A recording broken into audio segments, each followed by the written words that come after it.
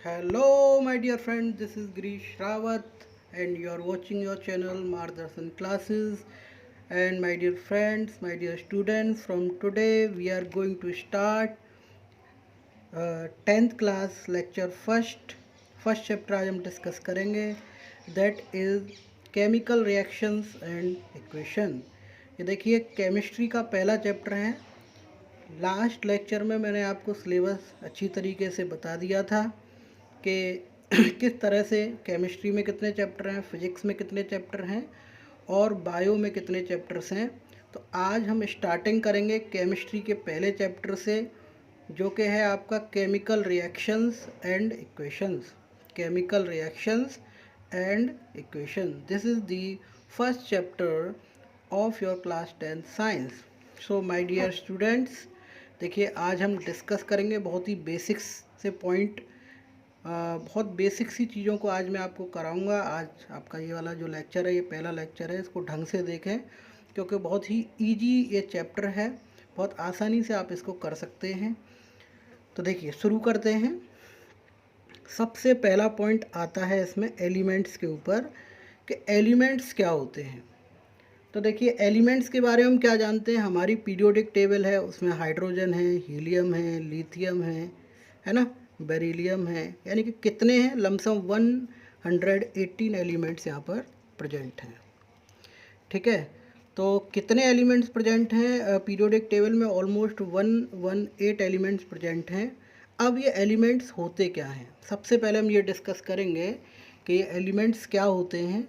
तो देखिए यहाँ पर देखिए कि जो एलिमेंट्स हैं वो प्योर सब्सटेंस होते हैं, है ना। क्या होते हैं, प्योर, बिल्कुल प्योर होते हैं, जो सिर्फ एक ही टाइप के एटम से मिलके बने होते हैं। एक ही टाइप के एटम, जैसे मान लीजिए कि हाइड्रोजन है ना, हाइड्रोजन एक एलिमेंट है, उसके सारे के सारे जो एटम्स होंगे वो एक ही टाइप के एटम से मिलके बने होंगे। ये जो हाइड्रोजन है ये कितनी भी अमाउंट में ले लिया जाए, लेकिन इसके जो एटम्स होंगे, सारे एटम्स, उनका जो शेप, साइज, कलर, वो सब कुछ क्या होगा, वो सेम ही होगा। उसको हम क्या कहेंगे, एलिमेंट्स कहते हैं। चलिए अब हम डिस्कस करेंगे, बहुत ही सिंपल सा टॉपिक है। देखिए दो तरीके के चेंज आप नोटिस करते हैं एटमॉस्फेयर में, या आप घरों में भी नोटिस कर सकते हैं। जगह जगह पर दो तरीके के चेंज होते हैं। पहला जो चेंज है दोस्तों वो है physical change. Physical physical change क्या होता है कि एक ऐसा चेंज जिसमें जो मैटर है ना, मैटर की सिर्फ स्टेट बदलती है। क्या चेंज होता है इसमें, only the state of matter changes.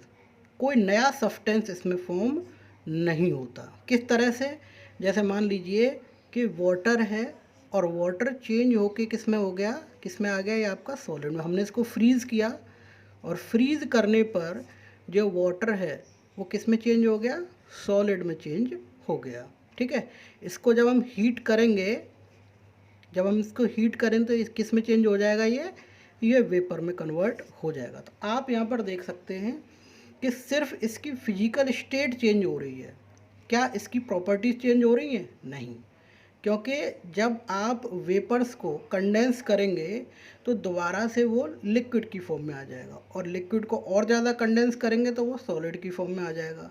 तो चेंज किस चीज़ में आ रहा है, केवल उनकी फिजिकल स्टेट में चेंज आ रहा है, उसकी कोई भी प्रॉपर्टी चेंज नहीं हो रही है। तो फिजिकल चेंज क्या है, जिसकी कोई नया सब्सटेंस न बने, है ना, इसमें कोई नया सब्सटेंस नहीं बनता है, केवल जो भी आप चीज़ें ले रहे हैं उसकी फिजिकल स्टेट चेंज होती है। जैसे मान लीजिए डिजोल्यूशन ऑफ शुगर है, किसमें, पानी में, यानी कि जो शुगर है वो डिज़ोल्व होगी किसके अंदर, वाटर के अंदर। तो जब हम वाटर में शुगर को डिज़ोल्व करते हैं दोस्तों, तो क्या होता है, डिज़ोल्व हो जाती है ईजिली। ठीक है, तो ये कैसा चेंज है, ये भी एक फिजिकल चेंज है। ये भी क्या है, एक फिजिकल चेंज। देखिए किस तरह से पहचानेंगे कि जब हम इसको हीट करेंगे तो वाटर को आप अलग कर सकते हैं और शुगर को आप अलग कर सकते हैं, क्योंकि वाटर का जो बॉइलिंग पॉइंट है वो अलग है और जो शुगर का जो बॉइलिंग पॉइंट है वो अलग है ना। तो इस तरीके से बॉइलिंग पॉइंट में सेपरेशन होता है। तो इसको भी क्या किया जा सकता है, सिर्फ इसकी स्टेट चेंज हो रही है, बाकी इसको सेपरेट भी आप कर सकते हैं। तो इसीलिए कौन सा चेंज है, आपका फिजिकल चेंज है। उसी तरीके से बात करेंगे दोस्तों केमिकल चेंज के बारे में कि केमिकल चेंज क्या होता है। एक ऐसा चेंज जिसमें नए सब्सटेंस बनते हैं नई प्रॉपर्टीज़ के साथ। It is the type of change in which new substances are formed with new chemical property. यानी कि जो नए सब्सटेंस बनेंगे, जैसे मान लीजिए ए और बी से कोई नया सब्सटेंस बना C+D, तो इसकी केमिकल प्रॉपर्टी और इसकी केमिकल प्रॉपर्टी दोनों की क्या हो जाएगी, प्रॉपर्टीज़ में चेंज आएगा। तो इस तरह के चेंज को हम क्या कहते हैं, केमिकल चेंज कहते हैं। एग्जाम्पल के तौर पे आप देख सकते हैं कि जो कर्डलिंग ऑफ मिल्क है, curdling of milk, curdling of milk का मतलब क्या होता है, दूध दही में चेंज हो जाता है। गर्मियों के टाइम में आपने देखा होगा कि अचानक आप देखते हैं कि थोड़े टाइम बाद ही दूध फट जाता है, यानी कि वो दही में कन्वर्ट हो जाता है, उसको कहते हैं कर्डलिंग ऑफ मिल्क। तो ये कैसा चेंज है, ये एक आपका केमिकल चेंज है। किस तरह से, क्या आप दूध को दोबारा से दही में कन्वर्ट कर सकते हैं, नहीं कर सकते। तो इस चेंज को आप क्या कहेंगे, केमिकल चेंज कहेंगे। राइपनिंग ऑफ फ्रूट्स है ना, फलों का पकना। मान लीजिए कि फल पक गया, क्या आप उसको दोबारा से कच्चा बना सकते हैं, नहीं बना सकते, जिसमें कोई चेंज नहीं हो सकता है। ठीक है, तो जिसकी केमिकल प्रॉपर्टीज़ क्या होती रहती हैं, चेंज होती रहती हैं, उन्हें हम क्या कहते हैं, केमिकल चेंज कहते हैं। देखिए केमिकल चेंज के लिए कौन कौन सी कंडीशंस होती हैं। सबसे पहली जो कंडीशन होती है, हमें कैसे पता चलेगा कि ये केमिकल रिएक्शन है या फिजिकल रिएक्शन है। तो देखिए, या तो किसी कलर में चेंज आ जाए, आपने मिलाया और मिलाने के बाद सॉल्यूशन का जो कलर है, कलर चेंज हो गया। तो अगर कलर चेंज हो गया तो इसका मतलब ये कैसा चेंज हो गया, एक तरीके का ये एक केमिकल चेंज हो गया।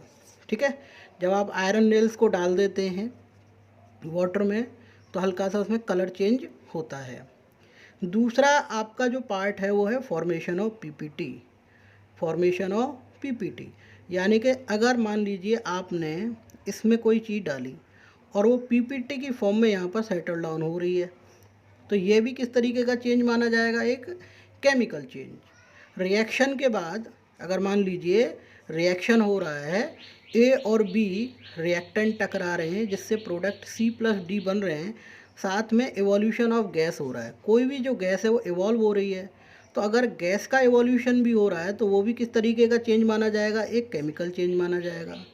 ऑर्डर, स्मेल चेंज हो जाए, ऑर्डर मतलब स्मेल, बदबू या खुशबू, यानी कि रिएक्टेंट से जब प्रोडक्ट बने और प्रोडक्ट बनने के बाद में इनकी स्मेल चेंज हो जाए, तो ये भी किस तरह का चेंज माना जाएगा दोस्तों, एक तरीके का केमिकल चेंज माना जाएगा। चेंज इन टेम्परेचर, तो पांचवी जो कंडीशन आती है वो है चेंज इन टेम्परेचर की, कि अगर टेम्परेचर चेंज हो रहा है सॉल्यूशन का तो वो भी एक तरीके का केमिकल चेंज का पार्ट होगा। ठीक है, तो हमने यहाँ पर जाना कि केमिकल चेंज होता क्या है, नए सब्सटेंस बनते हैं जिनकी जो केमिकल प्रॉपर्टी जो होती है वो अलग होती है, और उसके लिए कंडीशन कौन कौन सी होती हैं, क्या क्या चेंजेस होने चाहिए उसके अंदर, ये चीज़ें मैंने आपको यहाँ पर बताई। अब बात करेंगे दोस्तों यहाँ पर केमिकल रिएक्शंस के बारे में कि केमिकल रिएक्शंस क्या होते हैं। बहुत इजी टॉपिक है।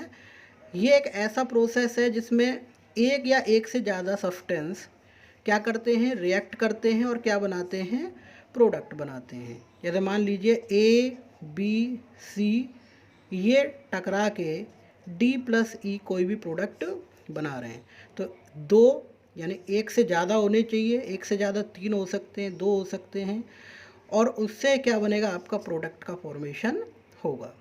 तो ऐसे रिएक्शनों को हम क्या कहते हैं, केमिकल रिएक्शन कहते हैं। क्या कहते हैं, केमिकल रिएक्शन। समझ में आ गया होगा कि केमिकल रिएक्शन में क्या होता है, रिएक्टेंट टकरा कर क्या बना देते हैं, प्रोडक्ट बना देते हैं। रिएक्टेंट टकरा के क्या बना देते हैं, प्रोडक्ट। जैसे मान लीजिए ये मैग्नीशियम है, ये मैग्नीशियम है, और इस मैग्नीशियम को जब हम ऑक्सीजन की प्रेजेंस में हीट करेंगे तो मैग्नीशियम ऑक्साइड बनेगा यहाँ पर दोस्तों, MgO2। ठीक है, MgO2 मैग्नीशियम ऑक्साइड। तो ये किस तरीके का चेंज हो गया, एक तरीके का केमिकल चेंज हो गया, केमिकल रिएक्शन हो गया, सॉरी। ठीक है, यहाँ पर देखिए रिएक्टेंट्स क्या होते हैं, रिएक्टेंट, जैसे नाम से ही पता चल रहा है कि वो एलिमेंट जो पार्टिसिपेट करते हैं किसी केमिकल रिएक्शन में, ठीक है। जैसे Mg और O2 यहाँ पर क्या है, रिएक्टेंट है। Mg और O2 क्या है, रिएक्टेंट। और प्रोडक्ट क्या है, कोई भी जो कंपाउंड बन रहा है, जो फॉर्म हो रहा है, जैसे MgO2 बन रहा है, तो ये क्या है, यहाँ पर आप देख सकते हैं ये प्रोडक्ट है। तो रिएक्टेंट क्या होते हैं, वो एलिमेंट जो किसी केमिकल रिएक्शन में पार्टिसिपेट करते हैं उनको हम रिएक्टेंट कहते हैं, और उनसे जो नए सब्सटेंस बनते हैं, नए कंपाउंड बनते हैं, उनको हम क्या कहते हैं, प्रोडक्ट कहते हैं। तो ये चीज़ें आपको क्लियर हो रही होंगी। जैसे कि एग्जाम्पल के तौर पे यहाँ पर देखिए कि यहाँ पर हमने रिएक्टेंट लिया CH4+O2, इससे क्या बना, ये देखिए ये रिएक्टेंट है, ठीक है, ये रिएक्टेंट है, और इससे क्या बने, ये आपके प्रोडक्ट बन गए। तो ये रिएक्टेंट है और ये क्या है, प्रोडक्ट। रिएक्टेंट किस में चेंज होते हैं, प्रोडक्ट में कन्वर्ट हो जाते हैं, रिएक्टेंट प्रोडक्ट में कन्वर्ट होते हैं। उसके बाद देखिए यहाँ से आपका चैप्टर स्टार्ट होता है केमिकल इक्वेशंस से, है ना, केमिकल इक्वेशन। अब ये देखिए कि केमिकल इक्वेशंस क्या होते हैं। यहाँ पर देखें, जब किसी केमिकल रिएक्शन को, केमिकल रिएक्शन हमने जाना था रिएक्टेंट जिसमें प्रोडक्ट में कन्वर्ट हो जाते हैं नई केमिकल प्रॉपर्टीज़ के, तो देखिए जब केमिकल रिएक्शन को उसके सिंबल से रिप्रेजेंट किया जाता है तो क्या कहते हैं, उसको केमिकल इक्वेशन कहते हैं। जो एलिमेंट्स होते हैं, एलिमेंट जैसे कि मान लीजिए कि हाइड्रोजन है, तो हाइड्रोजन का सिंबल क्या होता है, H होता है, ठीक है। जैसे मान लीजिए हीलियम है, He होता है। उसी तरीके से जब किसी भी रिएक्शन को, जब किसी भी केमिकल रिएक्शन को उसको सिंबल से रिप्रेजेंट किया जाता है तो उसे हम क्या कहते हैं, केमिकल इक्वेशन कहते हैं। एग्जाम्पल के तौर पे यहाँ पर देख सकते हैं, जैसे मीथेन है और ये ऑक्सीजन है, इससे कार्बन डाइऑक्साइड और वाटर बना। अब मुझे इस पूरी इक्वेशन को सिंबल के फॉर्म में लिखना है, तो मीथेन का फॉर्मूला होता है CH4। मीथेन का फॉर्मूला क्या होता है, CH4 होता है। ऑक्सीजन का फॉर्मूला होता है O2, कार्बन डाइऑक्साइड CO2, और उससे क्या बन रहा है, वाटर। तो ये आप देख सकते हैं, ये एक केमिकल इक्वेशन है और एक केमिकल चेंज भी है। केमिकल इक्वेशन और एक केमिकल चेंज भी है। यहाँ तक चीज़ें क्लियर हो रही होंगी आपको कि किसी भी रिएक्शन को, किसी भी केमिकल रिएक्शन को जब उसके सिंबल से रिप्रेजेंट कर देते हैं तो उसको क्या कहते हैं, केमिकल इक्वेशन कहते हैं। अब ये जो केमिकल इक्वेशंस हैं ये कितने टाइप की होती हैं, ये दो टाइप की होती हैं। देखिए, एक होती है बैलेंस्ड केमिकल इक्वेशन। बैलेंस, जैसे आपको समझ में आ रहा होगा, बैलेंस बनाना मतलब मान लीजिए कि इस तरह से ये है, यहाँ पर अगर मैं वेट रखता हूँ तो ये ऊपर उठेगा, तो मुझे क्या करना पड़ेगा, इधर भी वेट रखना पड़ेगा, तभी तो इसका बैलेंस बना रहेगा। तो जो नंबर ऑफ एटम, यानी हमारे पास दो साइड हैं, एक रिएक्टेंट वाली साइड है, ये वाली जो साइड है ये रिएक्टेंट वाली साइड है, और ये वाली जो साइड है ये प्रोडक्ट वाली साइड है। तो हमें क्या करना पड़ेगा, बैलेंस इक्वेशन हम कैसे कहेंगे कि ये बैलेंस है। इसको बैलेंस तब कहेंगे कि जो number of atom molecule reactant side, ठीक है, number of atoms molecule on reactant side of each element, हर एक एलिमेंट के एटम, ठीक है ना, रिएक्टेंट की तरफ और प्रोडक्ट की तरफ जब बराबर हो जाए, यानी कि रिएक्टेंट की तरफ और प्रोडक्ट की तरफ जब नंबर ऑफ एटम और मॉलिक्यूल सेम हो जाते हैं हर एक एलिमेंट के, याद रखना हर एक एलिमेंट के होने चाहिए, टोटल नहीं, हर एक एलिमेंट के नंबर ऑफ एटम क्या हो जाएं, सेम हो जाएं, तो उस इक्वेशन को कहेंगे हम बैलेंस्ड केमिकल इक्वेशन। एग्जाम्पल के तौर पे देखते हैं, देखिए बैलेंस के लिए जैसे CuSO4 जिसको हम कॉपर सल्फेट कहते हैं, यहाँ पर जिंक है, Zn से रिप्रेजेंट करते हैं। देखिए ये जिंक ज़्यादा रिएक्टिव है तो Cu को डिस्प्लेस करेगा, जिंक सल्फेट बनाएगा और ये कॉपर बनाएगा। तो ये किस तरह से हम देखेंगे कि ये एक बैलेंस्ड केमिकल इक्वेशन किस तरह से है। तो यहाँ पर हम देख सकते हैं कि देखिए कॉपर के यहाँ पर एटम 1 है, इस तरफ भी कॉपर के एटम 1 है, यहाँ भी कॉपर के एटम 1 है और यहाँ पर भी कॉपर के एटम 1 है। यहाँ पर देखिए जो सल्फ़र है उसके एटम भी 1 है, यहाँ पर भी जो सल्फ़र के जो एटम है आप देख सकते हैं कि यहाँ पर भी जो सल्फ़र के जो एटम है वो भी 1 है। यहाँ पर देखिए ऑक्सीजन के एटम 4 हैं, यहाँ पर भी ऑक्सीजन के एटम 4 हैं। तो यहाँ पर देखें कि जो नंबर ऑफ एटम, ये जो लेफ्ट साइड है LHS, ये राइट साइड है RH, ये रिएक्टेंट वाली साइड है और ये प्रोडक्ट वाली साइड है। तो दोनों तरफ जो नंबर ऑफ एटम्स हैं वो बराबर हैं, लेफ्ट साइड भी बराबर है और राइट साइड भी बराबर हैं। तो जब दोनों तरफ नंबर ऑफ एटम इक्वल होंगे तो ऐसी इक्वेशन को हम क्या कहेंगे, बैलेंस्ड केमिकल इक्वेशन कहेंगे। उसी तरीके से माय डियर स्टूडेंट्स, एक देखिए अनबैलेंस्ड केमिकल इक्वेशन भी होती है, काफ़ी इंपॉर्टेंट है ये बोर्ड के लिए भी। अनबैलेंस्ड केमिकल इक्वेशन, अब बात आती है कि अनबैलेंस, तो इसके तो नाम से ही आपको क्लियर हो रहा होगा कि अनबैलेंस है, यानी कि जो नंबर ऑफ एटम्स और मॉलिक्यूल हर एक एलिमेंट के दोनों तरफ बराबर नहीं है, यानी कि रिएक्टेंट की साइड और प्रोडक्ट की साइड जो नंबर ऑफ एटम मॉलिक्यूल्स हैं वो दोनों एक दूसरे के इक्वल नहीं है, बराबर नहीं है। तो हम क्या कह देंगे, ये तो भैया अनबैलेंस्ड केमिकल इक्वेशन हो गई, क्योंकि दोनों तरफ वजन बराबर नहीं है। और जब वजन बराबर नहीं है, नंबर ऑफ एटम मॉलिक्यूल बराबर नहीं है, तो ऐसी इक्वेशन को कहेंगे unbalanced chemical equation. For example आप देख सकते हैं कि देखिए CH4 और O2, इससे बना CO2 और H2O। ठीक है, तो यहाँ पर आप क्लियरली देखिए कि कार्बन का एटम 1 है, यहाँ पर भी कार्बन का एटम 1 है, क्लियर हो रहा होगा आपको। हाइड्रोजन के एटम 4 हैं, यहाँ पर हाइड्रोजन के एटम 2 हैं, यहाँ पर ऑक्सीजन के एटम 2 हैं, यहाँ पर ऑक्सीजन के एटम 1 हैं। तो आप खुद बताइए क्या ये इक्वेशन बैलेंस है? नहीं, क्योंकि हाइड्रोजन के एटम यहाँ पर कितने हैं होने चाहिए थे बैलेंस होने के लिए, यहाँ पर 4 होने चाहिए थे, और ऑक्सीजन यहाँ पर कितनी होनी चाहिए थी, 2 होनी चाहिए थी। तो इस तरह की इक्वेशन को हम क्या कहते हैं, अनबैलेंस्ड केमिकल इक्वेशन। तो इस चैप्टर में आगे हम यही पढ़ेंगे कि किस तरह से अनबैलेंस्ड केमिकल इक्वेशन को बैलेंस किया जाता है। ठीक है, तो मैं आशा करता हूँ कि आज जो आपको पढ़ाया गया है एक तरीके का इंट्रोडक्टरी ये लेक्चर है, समझ में आ गया होगा। अगर कोई भी दिक्कत आपको आती है तो आप कमेंट बॉक्स में ज़रूर पूछें। मैं लगातार आपको लेक्चर इसी तरीके से प्रोवाइड कराता रहूँगा, पूरी 10th के लेक्चर मैं आपको इसी तरीके से प्रोवाइड करूँगा। और जो NCERT है उसको पूरी तरीके से मैं आपको सॉल्व कराऊंगा।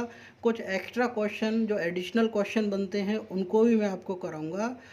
अगर मेरा ये लेक्चर आपको अच्छा लगे तो आप मेरे चैनल को सब्सक्राइब करें, कमेंट करें, लाइक करें और शेयर करें, ताकि ज़्यादा से ज़्यादा बच्चों की मदद हो पाए। इस लॉकडाउन चल रहा है जैसे आपको पता है इस टाइम में। आपका बहुत बहुत धन्यवाद, आपका दिन शुभ हो।